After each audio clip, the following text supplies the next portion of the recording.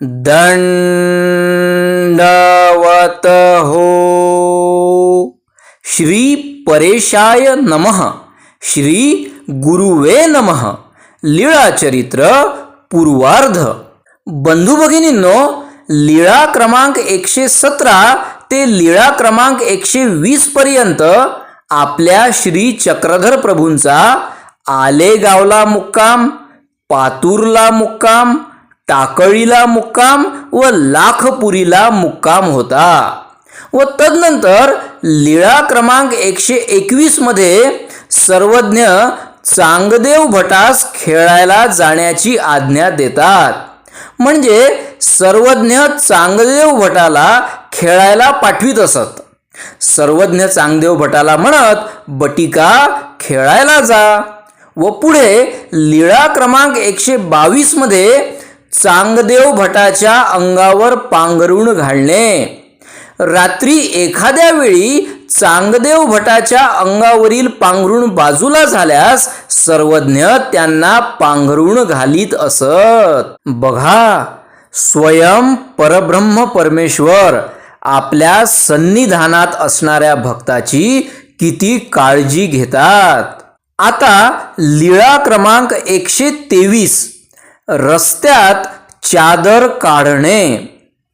सर्वज्ञ रस्त्याने जात असताना थंडीच्या दिवसात बाईसा चादरीचे कोंगते करून सर्वज्ञांना देत असत. ऊन पडल्यानंतर सर्वज्ञ आपले श्रीमुकुट हलवीत असत, परंतु त्यांच्या अंगावरून ते कोंगते काढून घ्यावे असे बाईसाला स्फुरत नसे. त्यामुळे सर्वज्ञ स्वतःच ते काढून टाकत असत.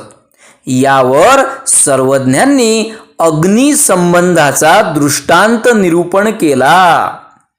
सर्वज्ञ म्हणतात, अग्नीचा संबंधू तवपर्यंत करावा, जैसे पहिरा गेले या वात श्लेष्मे न बधिती. तसे साधकाने अधिकरणाजवळ राहून आपले अज्ञान अन्यथा ज्ञान संपूर्ण दूर करावे व नंतरच नित्यविधी आचरण्यास जावे, म्हणजे विकार विकल्प बाधणार नाहीत. आता लीळा चरित्र पूर्वार्ध मधील लीळा क्रमांक 124 कोडेश्वराच्या देवळात घाटे हरिभटाला अकृत्रिम आनंदाचा संचार.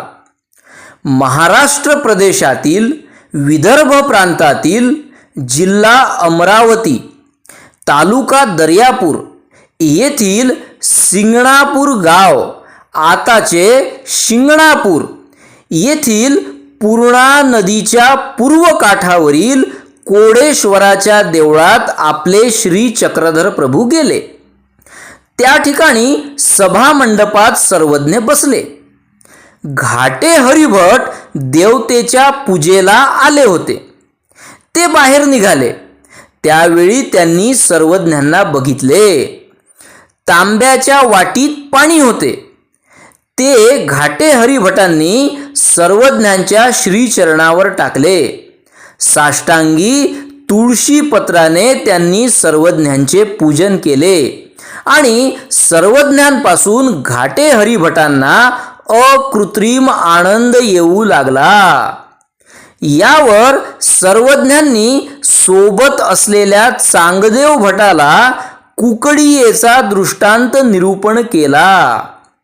सर्वज्ञ म्हणाले, कुकडी असे ते अंडी घाली, पिली होती तयासी पाखवा दे. अमृत कळा असे ते संचरे, तयातव तिये वाढती. तसे परमेश्वराच्या सन्निधान स्पर्शाने अनेकांना वेध संचरला. जसे गोप चोंढीस गोपाळाला, अचलपुरास गरुड घोड्याला, भडगावी काकोसाला आणि आपेगावी विष्णू भटाला. लीळा क्रमांक 125 चांगदेव भटाला शक्ती संचार. सर्वज्ञांनी घाटे हरिभटाच्या मुलीला चांगदेव भटांना बोलविण्यासाठी पाठविले. मागच्या मठात चांगदेव भटाच्या ठाई शक्ती संचाराचे कार्य त्यावेळी वर्तत होते.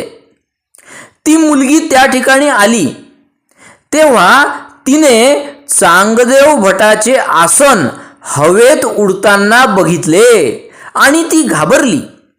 सर्वज्ञांजवळ ती आली आणि म्हणाली, जीजी ते उडत आहेत जी. यावर सर्वज्ञ म्हणाले, त्यांना आमचे नाव घेऊन बोलवा.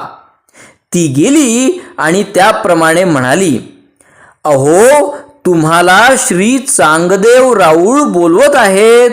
आणि चांगदेव भटांचा शक्ती संचार आकर्षीला गेला व मग चांगदेव भट सर्वज्ञांजवळ आले. लीळा क्रमांक 126. सिंगणापुरी पद्मेश्वराच्या देवळात काही दिवस मुक्काम. सर्वज्ञांनी सिंगणापूरहून बाईसाला व हंसराजाला रुद्धिपुरास जाण्यासाठी पुढे पाठविले. सर्वज्ञ म्हणाले, बाई तुम्ही आणि हंसराजा पुढे जा. आमच्या ठाई प्रतिदिनी जसा पूजेचा सोहळा करता तसाच श्री गोविंद प्रभूंच्या ठाई करा. वाकीला 2 आसूंचे वस्त्र घ्या. असा निरूप देऊन सर्वज्ञ आपण स्वतः त्यांना कोडेश्वराच्या देवळापावेतो वाट लावण्यासाठी आले व मग बाईसा आणि हंसराजा या दोघी रुद्धिपुरास जाण्यासाठी निघाल्या व सर्वज्ञ त्या ठिकाणी पद्मेश्वराच्या देवळातच मुक्कामी राहिले. लीळा क्रमांक 127. चांगदेव भटाचा खडखांबुलाचा खेळ. आपल्या श्री चक्रधर प्रभूंचे सिंगणापूर येथे घाटे हरिभटांच्या घरी रोज जेवण होत असे.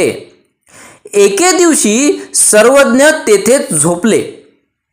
चांगदेव भटाने भिक्षा मागून आणली आणि सर्वज्ञांना झोळी दृष्टपूत करावी म्हणजे दाखवावी व मग जेवावे असे म्हणून चांगदेव भटांनी झोळी ठेवली व त्यावेळी त्यांना शक्ती संचार झाला आणि त्या भरात ते खडखांबुलाचा खेळ खेळू लागले.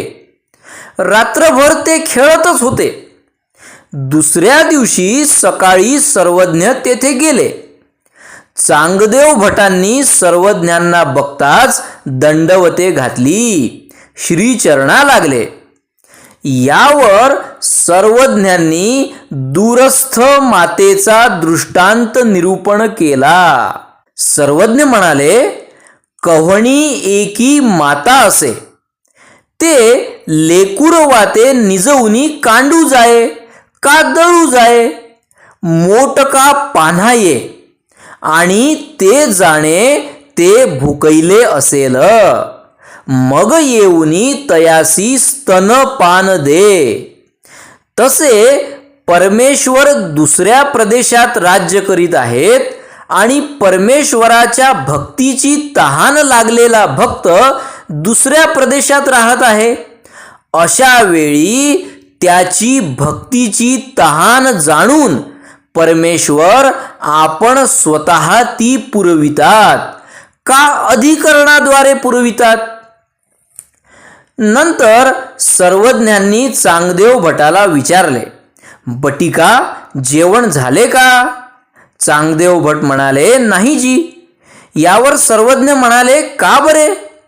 चांगदेव भटांनी सांगितले, जी पाणी नाही जी.